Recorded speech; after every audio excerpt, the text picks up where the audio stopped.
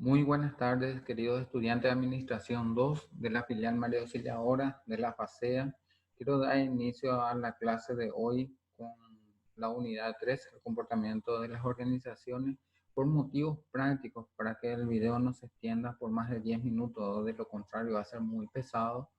Voy a hacerlo de forma acelerada, pero esto ustedes lo pueden llevar a la par con el material impreso que ustedes ya lo tienen, o también pueden descargar esta presentación de la plataforma Moodle. Entonces lo pueden ir viendo a su ritmo de estudio en un momento que ustedes lo deseen o con un debido tiempo. Bueno, comencemos.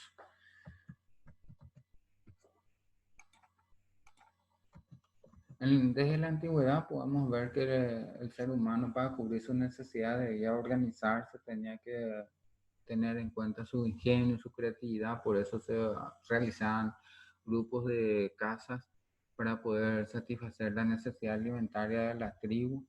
También tenían que asociarse y organizarse las civilizaciones antiguas para poder hacer estas grandes obras que hasta hoy en día tenemos, como por ejemplo las pirámides de Egipto, que son obras majestuosas que fueron construidas hace más de 2000 años atrás, que son estudios hasta hoy en día de estudios científicos para saber cómo fueron estos construidas, desarrollándose. Hay mucha incógnita aún, sin tener en aquella época la tecnología o las maquinarias posibles, pero fueron realizados.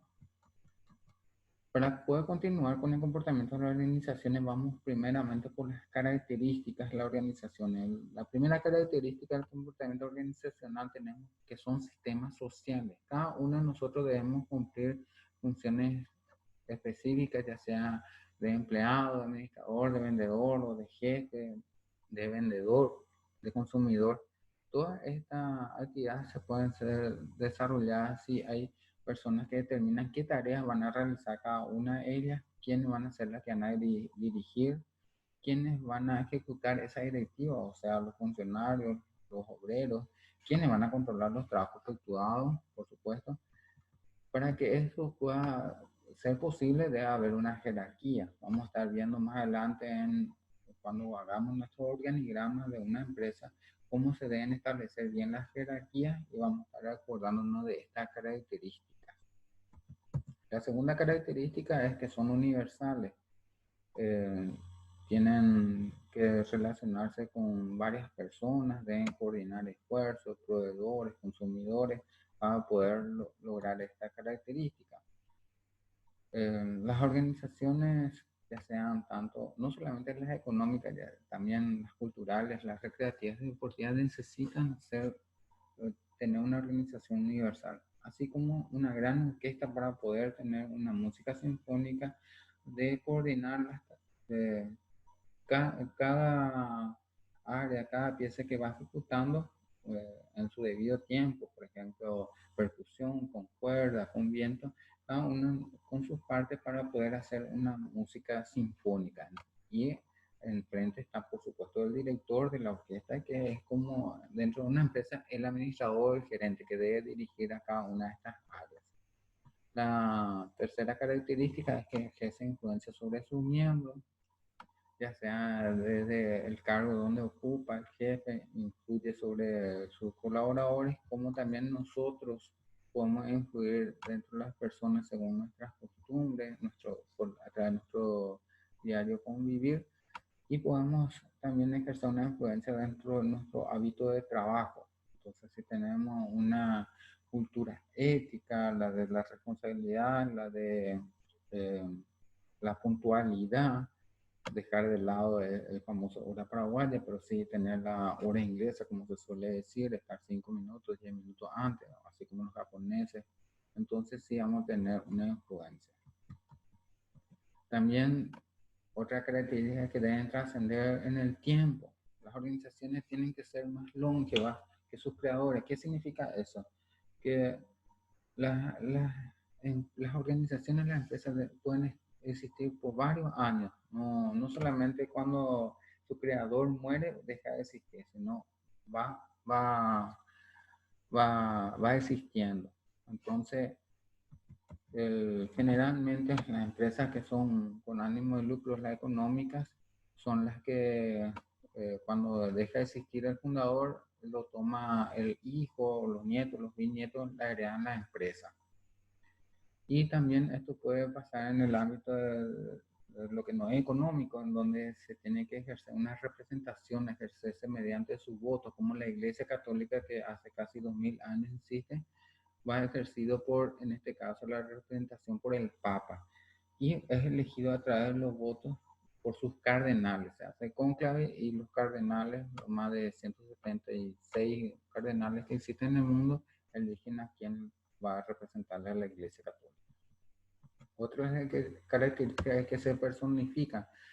Como las organizaciones son consideradas legalmente como personas jurídicas, entonces adquieren también derechos y obligaciones. Y estas organizaciones contratan terceras personas que representan a las organizaciones, que realizan pactos, acuerdos, convenios.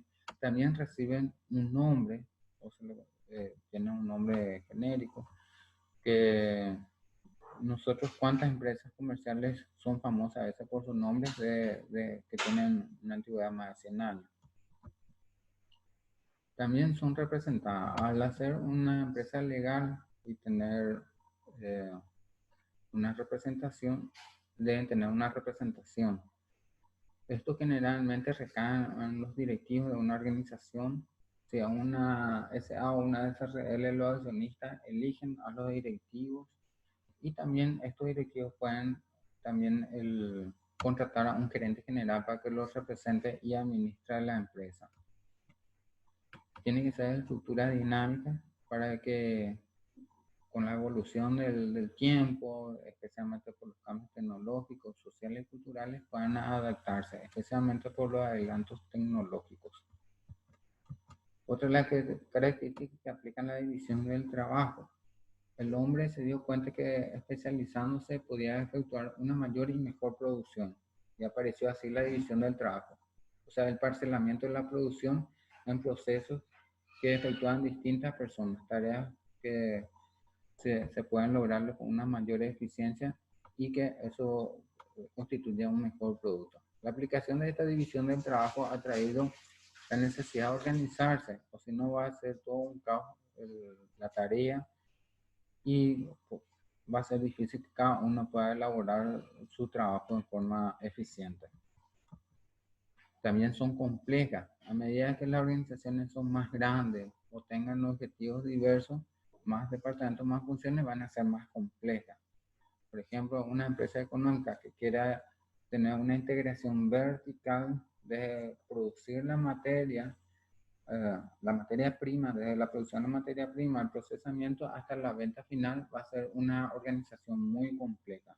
A diferencia de un monoproductor que solamente produce esa materia prima y lo entrega al proveedor.